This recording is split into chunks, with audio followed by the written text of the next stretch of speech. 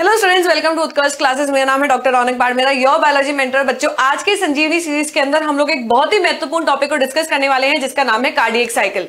बच्चों, ये जो साइकिल होती है वो होती क्या है, कितनी देर की होती है, कहां पर कंडक्ट होती है, इन सब बिंदुओं के बारे में हम लोग बात करेंगे।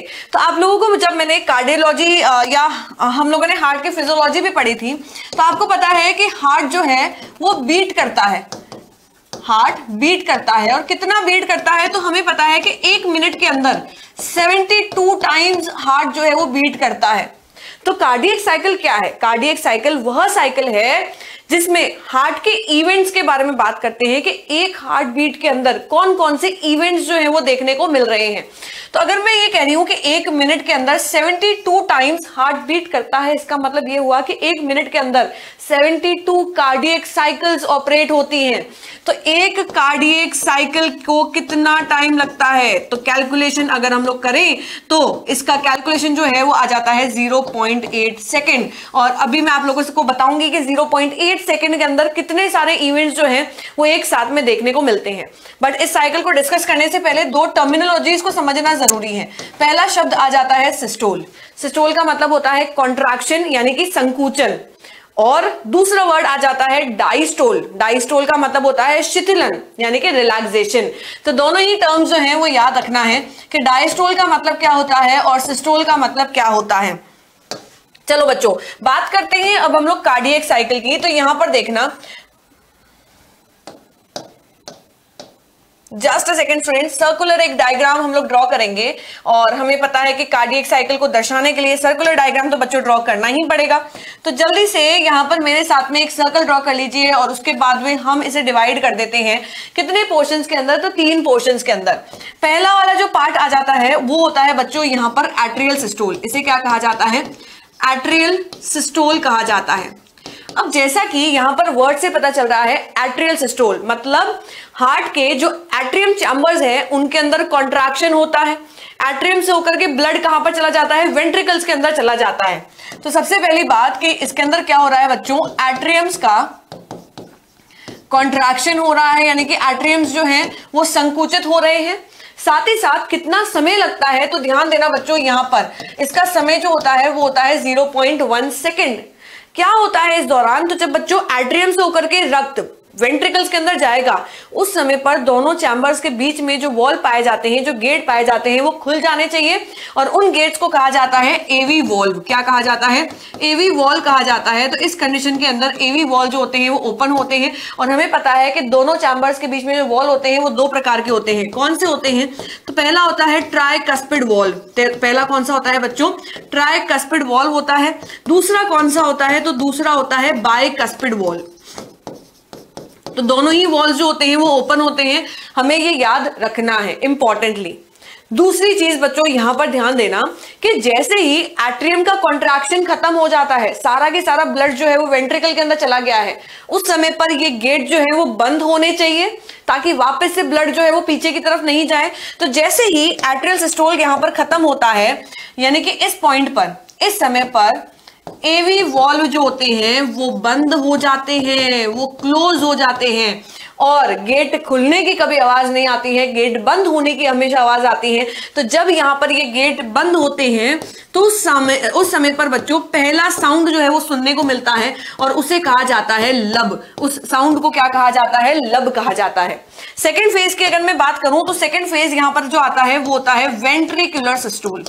वेंट्रिकुलर सिस्टोल, भैया सारा के सारा ब्लड जो है वो ऑरिकल्स ने किसको दे दिया? वेंट्रिकल्स को दे दिया। वेंट्रिकल अपने पास में तो रखेगा नहीं, वो कहां पर भेज देता है? आगे भेज देता है, लंग्स के अंदर सेंड कर रहा है डीऑक्सीजनेटेड ब्लड को, और ऑक्सीजनेटेड ब्लड को भेज देता है सारे बॉडी पार्ट्स के अंदर। तो यहां पर वेंट्रिकुलर सिस्टोल के अंदर क्या देखने को मिलता है? वेंट्रिकल्स का कॉन्ट्रैक्शन देखने को मिलता है। यहां पर वेंट्रिकल्स जो हैं वो कॉन्ट्रैक्ट होते हैं, यानी कि संकुचित होते हैं। और कितना समय लगता है? तो ध्यान देना बच्चों, यहां पर कितना समय लगेगा? कितना समय लगेगा? क्या कोई कमेंट करके बता सकता है बच्चों यहां पर कितना समय यहां पर लगता है? तो 0.3 सेकंड का, 0.3 सेकंड का यहां पर समय लगता है। क्या इस समय पर एवी वॉल्व जो है वो बंद होंगे या खुले होंगे? भैया हम बोलेंगे कि यहां पर तो एवी वॉल्व जो है वो बंद ही होंगे। यहां पर एवी वॉल्व कैसे होंगे बच्चों? क्लोज होंगे। तो कौन से वॉल ओपन होते हैं? सेमी ल्यूनार वॉल जो होते हैं वो ओपन होते हैं, क्योंकि वहीं से होकर के तो आगे की तरफ ब्लड जाएगा। तो यहां पर कौन सा वॉल्व ओपन होगा बच्चों? सेमी ल्यूनार वॉल्व जो होता है वो ओपन होता है, यानी कि अर्धचंद्र आकार कपाट खुला हुआ होता है। चलो, वेंट्रिकल्स ने क्या किया बच्चों? कॉन्ट्रैक्शन कर लिया, सारा के सारा ब्लड जो है वो भेज दिया आगे की तरफ। अब क्या होना चाहिए? दोनों के अंदर रिलैक्सेशन हो जाना चाहिए, यानी कि डायस्टोल हो जाना चाहिए। तो याद रखना हमेशा कि एट्रियम और वेंट्रिकल्स के अंदर साथ में रिलैक्सेशन देखने को मिलता है और इसे कहा जाता है जॉइंट डायस्टोल। क्या कहा जाता है बच्चों? जॉइंट डायस्टोल इसे कहा जाता है। इस समय पर वेंट्रिकल्स और एट्रियम एंड वेंट्रिकल्स, इनमें क्या देखने को मिलता है बच्चों? रिलैक्सेशन देखने को मिलता है। क्या देखने को मिलता है? रिलैक्सेशन देखने को मिलता है। कितना समय लगता है? अगर मैं बात कर रही हूं कि दोनों ही कक्ष जो है वो रिलैक्स कर रहे हैं, दोनों ही चैम्बर्स रिलैक्स कर रहे हैं, उस समय पर क्या होता है बच्चों? वापस से रीफिलिंग हो रही है, वापस से ब्लड जो है वो एट्रियम में जा रहे हैं, एट्रियम से कहां पर जा रहे हैं? वेंट्रिकल्स में जा रहे हैं। तो जो रीफिलिंग होती है वो यहां पर जॉइंट डायस्टोल के समय देखने को मिलती है। क्या वॉल्व खुले होंगे?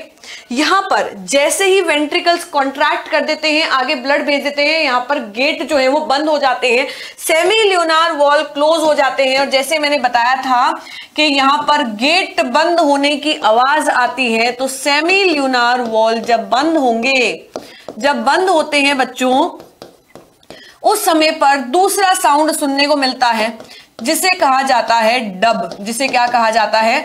डब कहा जाता है। रीफिलिंग होती है, कितना समय लगता है रीफिलिंग के अंदर, यानी कि जॉइंट डायस्टोल के अंदर? तो हम बोलेंगे भैया इसके अंदर तो 0.4 सेकेंड का समय लगता है और इसे कहा जाता है कार्डियक साइकिल। ऐड करके देख लो बच्चों, 0.1 plus 0.3 plus 0.4 is equals to 0.8 second.